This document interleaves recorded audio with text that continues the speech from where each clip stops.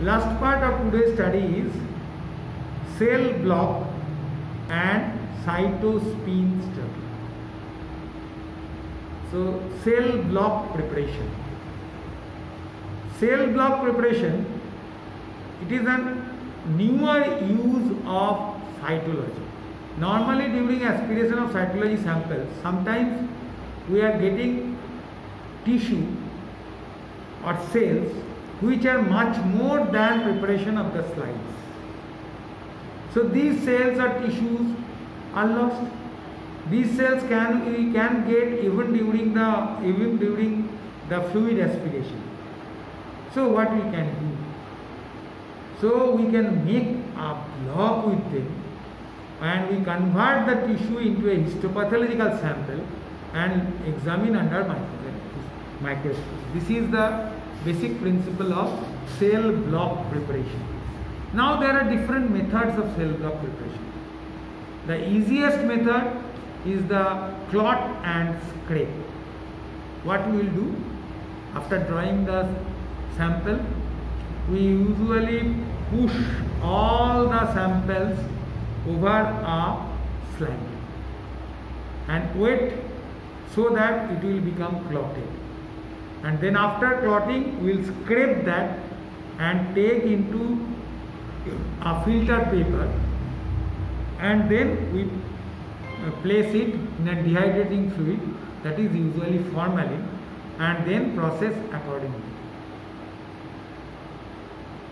This is the simplest method, but now different modifications have been proposed, and we can usually add some thrombin in order to make that tissue produce a larger clot, and then we can process that clot like histopathology sample.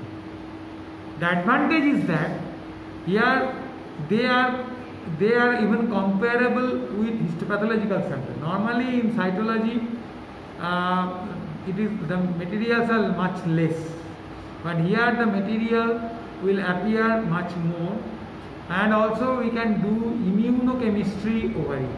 Directly we can do immunochemistry. So cell block preparation is a newer technique. By this preparation, we will convert the excess cells which are either aspirated or collected during fluid aspiration and convert them into a cell block. There are different methods, and after converting them into a cell block, then we process in the histopathological tissue sample and stain with histopathological stains, including special stains. So this is the cell block technique. Now another method is cytospin technique. This is also another newer method.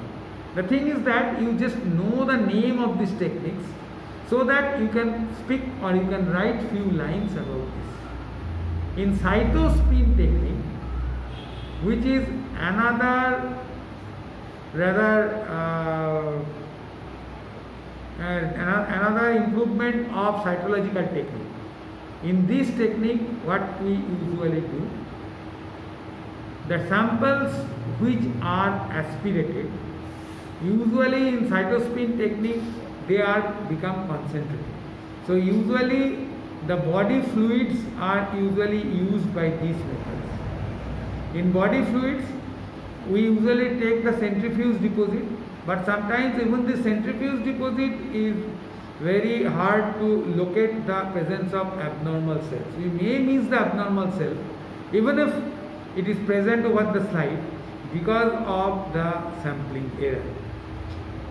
So in cytospin technique, what we do, then we have a special cytospin machine.